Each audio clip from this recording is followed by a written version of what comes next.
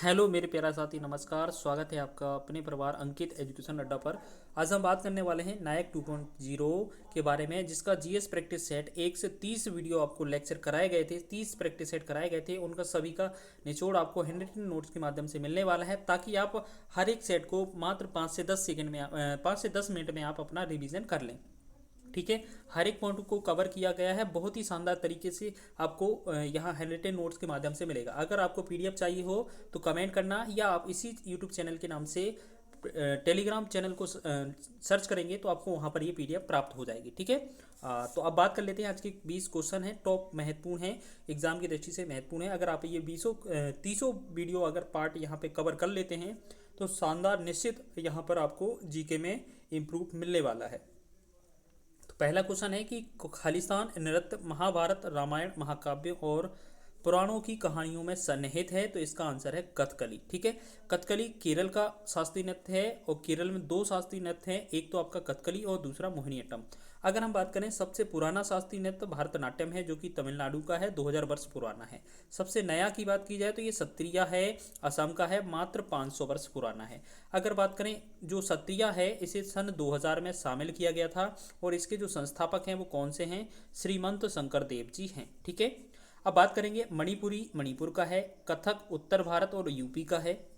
कई बार यहाँ राजस्थान भी में ऑप्शन मिलेगा तो आपका वो भी आंसर हो जाएगा।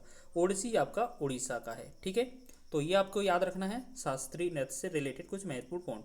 आगे कुछ और देख लें तो बात करेंगे जो क्लासिकल डांस हैं, शास्त्रीय नृत्य हैं, टोटल संख्या हमने 8 मानी है, या संगीत नाट्य अकादमी के द्वारा 8 मानी जाती है, और 8 ही हम जानते हैं। लेकिन आपको याद रखना है संस्कृति मंत्रालय इसे 9 मानता है, जिसमें उसने छऊ को ऐड किया है। अब छऊ भी आपको याद रखना है। छऊ जो शास्त्रीय नृत्य अगर जिसने संस्कृति मंत्रालय ने माना है, तो इसके भी 3 प्रकार होते हैं, जैसे मयूरभंज छऊ उड़ीसा का है, सरायकेला छऊ झारखंड का है, पुरुलिया छऊ वेस्ट बंगाल का है। ठीक है, तो यहाँ पर याद रख लेना। अब बात कर लेते हैं कथकली से रिलेटेड, जो कि आपको पता है कथकली केरल का शास्त्रीय नृत्य है। इसमें जो नायक होता है, हीरो होता है, उसे पाचक कहा जाता है। खलनायक या विलन को काथी कहते हैं। इसमें मुद्रा या स्टेप 24 होते हैं। श्रृंगार या मेकअप की बात की जाए तो 5 प्रकार का होता है। इसमें भाषा या लैंग्वेज की बात की जाए तो मणि प्रबलम होती है, जो मलयालम और संस्कृत की मिली हुई भाषा होती है। तो 3 भाषा से रिलेटेड आपको स्टेट याद रखना है। मलयालम भाषा केरल में बोली जाती है, कोकबरो भाषा त्रिपुरा में, और कोंकणी भाषा गोवा में। एक और याद रखना, अंग्रेजी भाषा नागालैंड में बोली जाती है। ठीक है, चलिए क्वेश्चन नंबर 2 की बात करेंगे तो संयुक्त राष्ट्र जो कि यूएन का मुख्यालय कहाँ स्थित है? तो न्यूयॉर्क में स्थित है। प्रथम विश्व युद्ध कब हुआ था? 1914 से 1918 के बीच। तो प्रथम विश्व युद्ध को रोकने के लिए एक संस्था बनाई गई थी, league of Nations, LON, league of Nations. इसकी स्थापना 10 जनवरी 1920 को की गई थी। ठीक है, उसके बाद द्वितीय विश्व युद्ध की बात की जाए तो 1939 से 45 में हुआ था। इसको रोकने के लिए फिर इसी लीग ऑफ नेशंस का नाम जो है UNO रखा गया था, या इसको नाम परिवर्तित कर दिया गया था, तो UNO इसकी स्थापना होती है। तो अब बात करेंगे UNO के ऊपर। तो UNO की जो स्थापना है वो आपकी UNO की स्थापना 24 अक्टूबर 1945 को होती है। टोटल इसमें 51 देश होते हैं शुरुआत में, पोलैंड 51वां देश होता है। ठीक है, लेकिन वर्तमान की बात की जाए तो वर्तमान में इसमें 193 देश हैं, जो कि लास्ट 193वां देश दक्षिणी सूडान इसमें शामिल हुआ है। अब बात करेंगे यूएन में कौन सी भाषा हैं? 2 प्रमुख भाषा हैं, अंग्रेजी व फ्रेंच। इसके साथ 4 और अन्य भाषाओं का जिक्र मिलता है, जैसे चीनी, अरबी, रशियन और स्पेनिश। टोटल भाषाएं कितनी हैं आपको याद रखना है? 6 भाषाएं। ठीक है, अब यूएन में चैप्टर कितने हैं? तो चैप्टर की बात की जाए या भाग की जाए तो भाग 9 हैं, और आर्टिकल इसमें 111 हैं। अब यूएन के अंग की बात की जा सकती है तो यूएन में 6 अंग होते हैं। आपको याद रखना है यूएन में कितने? 6 अंग होते हैं, जिसमें से 5 जो अंग हैं उनके मुख्यालय न्यूयॉर्क में है, लेकिन एक जो अंग है जिसे हम ICJ, international court of justice बोलते हैं, अंतर्राष्ट्रीय न्यायालय बोलते हैं, उसका जो मुख्यालय है वो द हेग नीदरलैंड में है। बाकी सभी जो 5 हैं उनका मुख्यालय न्यूयॉर्क में है, याद रखेंगे। अब बात करेंगे यूएन की सुरक्षा परिषद जो है, इसमें 15 सदस्य होते हैं, जिसमें आपके 10 अस्थायी सदस्य होते हैं जिनका कार्यकाल 2 वर्ष होता है, और भारत इसमें 8 बार शामिल हो चुका है, जापान इसमें 12 बार शामिल हुआ है। और इसमें बात की जाए कि अस्थायी सदस्य जो है भारत शामिल हुआ था, तो सबसे पहली बार कब हुआ था? तो 1950 में।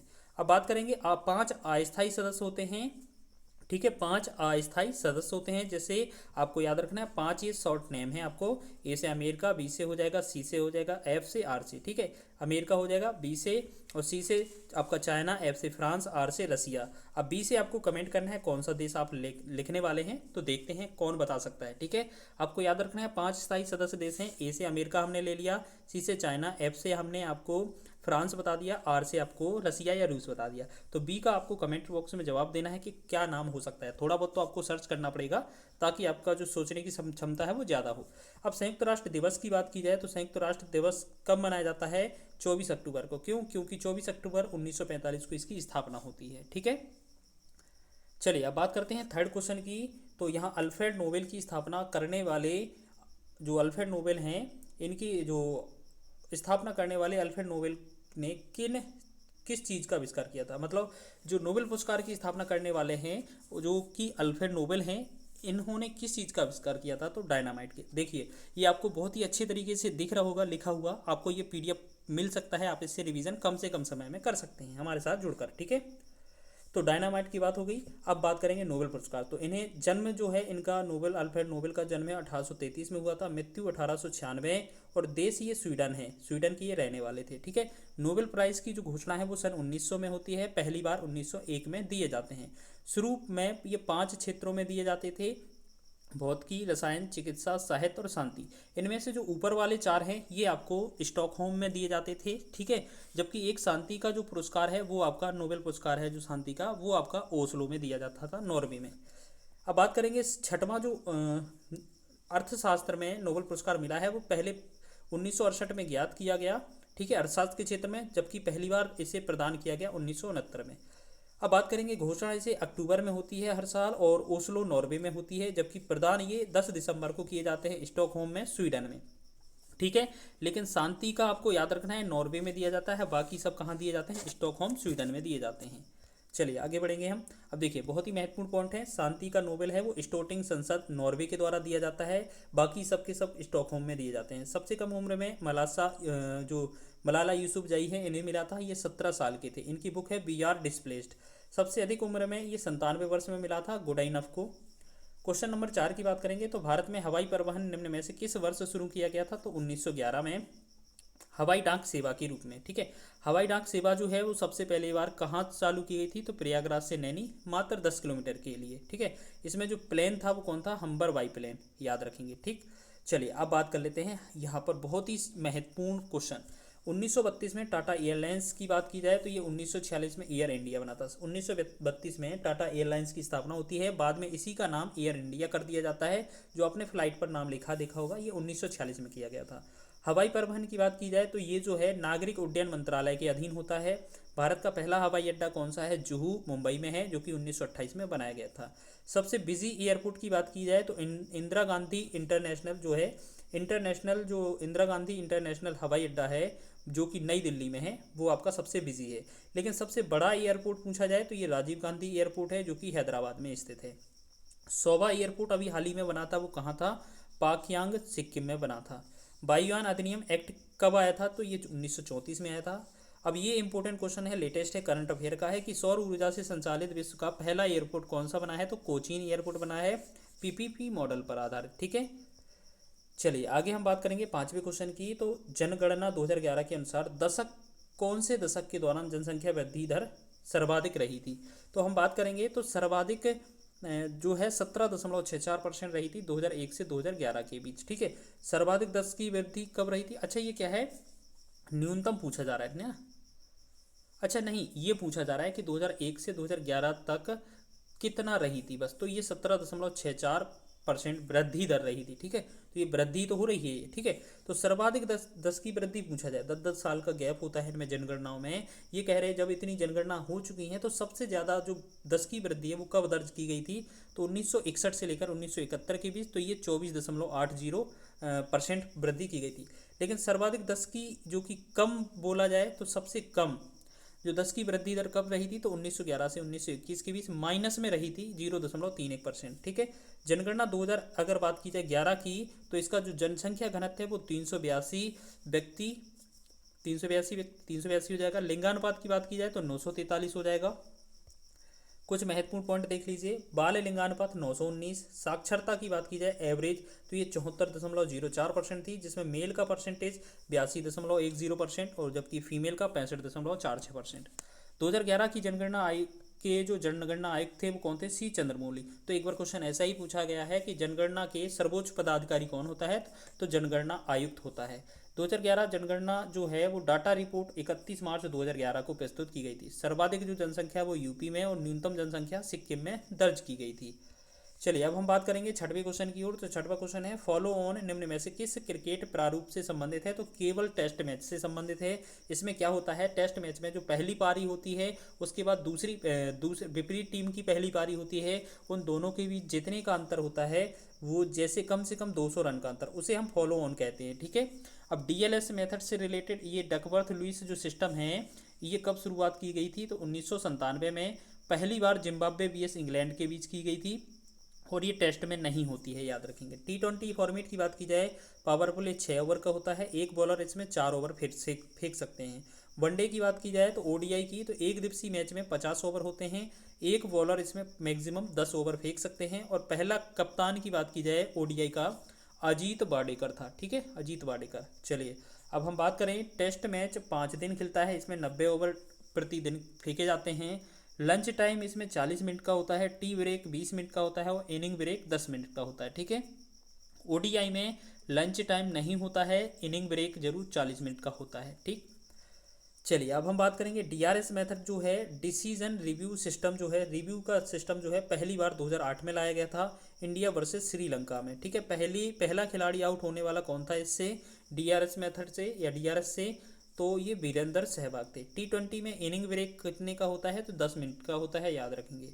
चलिए हम बात कर लेते हैं क्वेश्चन नंबर 7 की। निम्न में से कौन रेत की समाधि उपन्यास की लेखिका हैं? तो ये गीतांजलि श्री हैं। इन्हें 2022 का बुकर इंटरनेशनल अवार्ड मिला था। बुकर इंटरनेशनल अवार्ड 2005 में स्थापना होती है, जबकि बुकर प्राइज जो है उसकी स्थापना 1969 में होती है। ठीक है। अब बात करेंगे जो रेत की समाधि है टॉम ऑफ सैंड, इसका जो इंग्लिश ट्रांसलेशन है वो किसने किया था? तो डेजी रॉकवेल ने किया था। इनकी एक और महत्वपूर्ण बुक याद रखना, ट्रोहिट और द एम्प्टी स्पेस, ये भी इनकी महत्वपूर्ण बुक है, याद रखेंगे। झुम्पा लाहिड़ी की महत्वपूर्ण बुक याद रखना, whereabouts, the lowland, interpreter of maladies और द नेमसेक, ये 4 महत्वपूर्ण पुस्तकें झुम्पा लाहिड़ी की हैं, तो ये भी याद रखना आप। ठीक है। अब चलिए हम बात कर लेते हैं आगे। तो यहाँ पर हम बात कर रहे हैं 8वें क्वेश्चन की। ठीक है। 8वां क्वेश्चन देखने वाले हैं। तो यहाँ लिखा था गवर्नर जनरल का पद पहली बार किस अधिनियम के अंतर्गत बनाया गया था? तो बात करेंगे 1773 का रेगुलेटिंग एक्ट या अधिनियम के तहत। इसमें हेस्टिंग बना था। ठीक है, गवर्नर जनरल।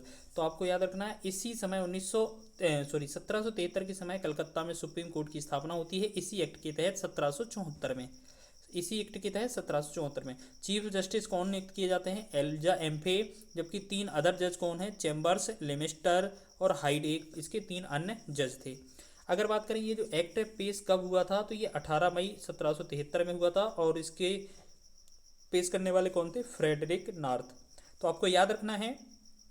ठीक है। और इससे रिलेटेड जो भी वायसराय हैं वो आपको सारे याद रख लेना है। गवर्नर कौन था पहले, आपको याद रखना है। पहला गवर्नर कौन था, गवर्नर जनरल कौन था, वायसराय कौन था, प्रथम गवर्नर जनरल, भारतीय गवर्नर जनरल, सारे आपको लिख कर याद रख लेने हैं। ठीक है। पिट्स एक्ट की बात करेंगे 1784 का, तो इसमें बीओडी और बीओसी, बोर्ड ऑफ डायरेक्टर और बोर्ड ऑफ कंट्रोलर, इसके द्वारा लाए गए थे। इसमें बोर्ड ऑफ डायरेक्टर में 24 सदस्य हुआ करते थे जो कि व्यापारिक मामले संभालते थे, और बोर्ड ऑफ कंट्रोलर में बात करेंगे तो 6 सदस्य होते थे जो कि राजनीतिक मामले संभालते थे। इसमें जो बीओसी है, बोर्ड ऑफ कंट्रोल, तो इसमें जो भारतीय राजस्व से जो धन मिलता था, मतलब इन्हें जो पैसा है वो कहाँ से प्राप्त होता था, तो ये भारतीय राजस्व से धन प्राप्त होता था। किस एक्ट के तहत? तो एक्ट 1993 का था। अब बात की जाए जो बीओडी और बीओसी है, ये दोनों की दोनों चीज़ें समाप्त कर दी गई थी। किसके तहत? तो ये 1858 के तहत एक्ट ये ख़त्म कर दी गई थी। ठीक है।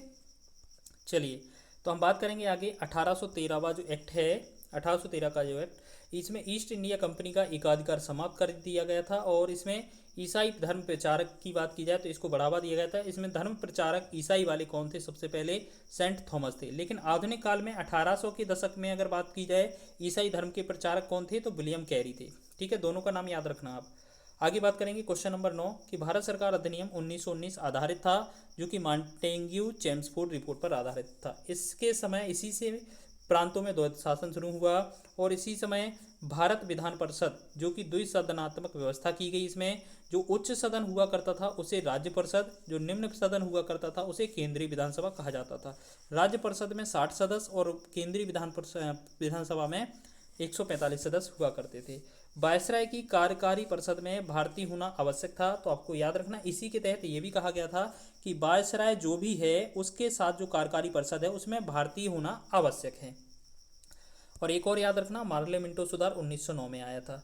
अब क्वेश्चन नंबर 10 है, गवर्नमेंट ऑफ इंडिया एक्ट 1935 को किसने दास्ता का एक नया अधिकार पत्र कहा था? तो ये पीटी नेहरू, जवाहरलाल नेहरू ने कहा था। इसके तहत महत्वपूर्ण इंपोर्टेंट पॉइंट याद रखना जो 1935 के रिलेटेड हैं। केंद्र में द्वैध शासन लागू हुआ था और प्रांतों में ये खत्म हो गया था, तो 1935 का एक्ट था। ठीक है, प्रांतीय सरकार 1937 में इसकी स्थापना की गई थी, तो बात करेंगे इसी से रिलेटेड है। बर्मा को सेपरेट 1937 में ही किया गया था, अलग किया गया था भारत से। संघीय अदालत 1937 में स्थापना की गई थी। इसमें जो जज थे 7 हुआ करते थे 1+6 के फॉर्मेट में, जिसमें चीफ जस्टिस मॉरिस गोयर थे।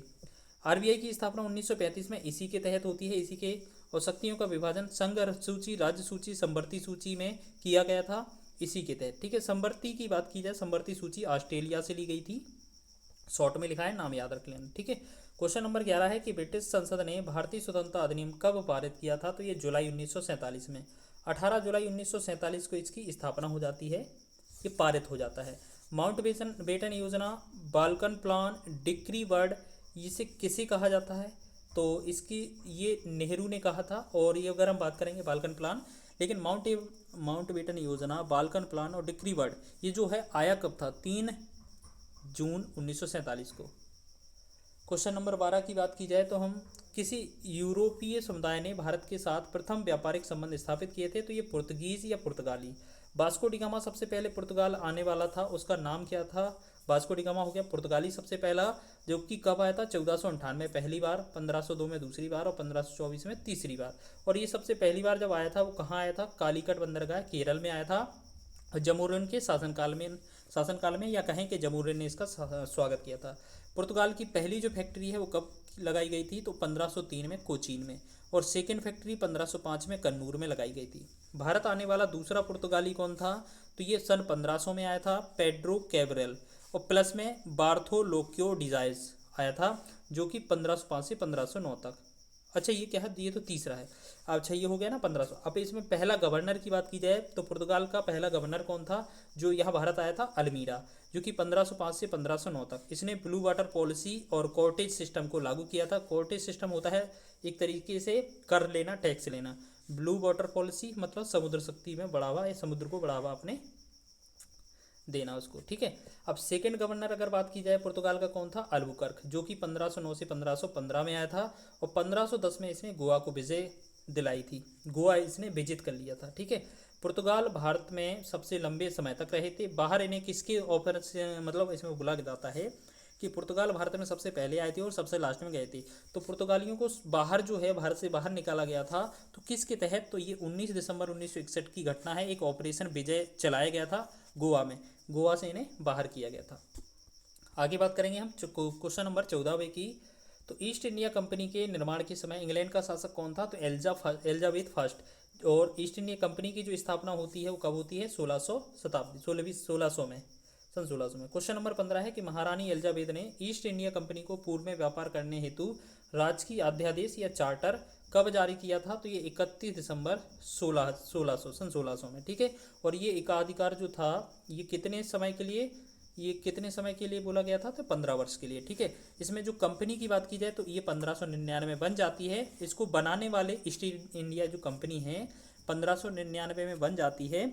और इसको बनाने वाले होते कौन है? Merchant and ventures. ठीक है, merchant and ventures.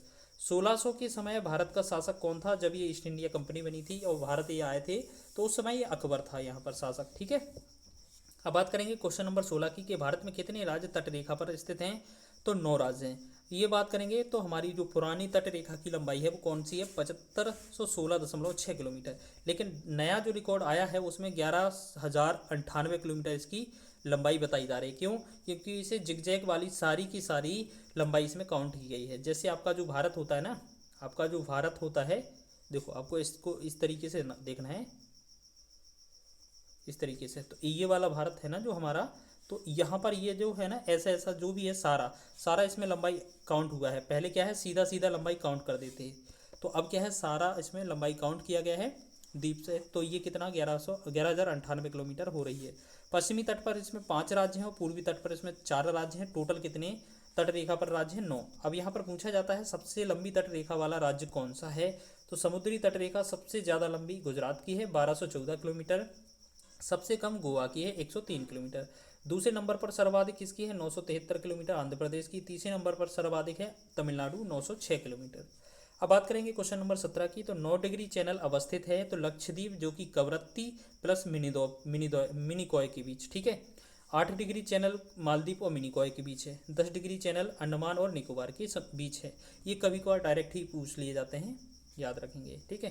Question number 18 है कि भारत का सुदूरस्थ दक्षिणी बिंदु कौन सा है? इंदिरा पॉइंट है, इसे पिग्मिलियन पॉइंट या पार्सन पॉइंट अंडमान निकोबार में है, ये कहा जा सकता है, ठीक है, कहा जाता है इसे। इसका पूर्वी हिस्सा जो है उसे बालांगू किबुथु अरुणाचल प्रदेश में, पश्चिमी है वो सरक्रीक गाहर माता या गोहार मोती गुजरात में। देखो गाहर माता हमने लिखा है यहाँ पर, गोहार मोती भी मिलता है देखने को, नाम लिखा हुआ। उत्तरी में इंदिरा कॉल है लद्दाख में, ठीक है। दक्षिणी में आपने देख लिया इंदिरा पॉइंट है।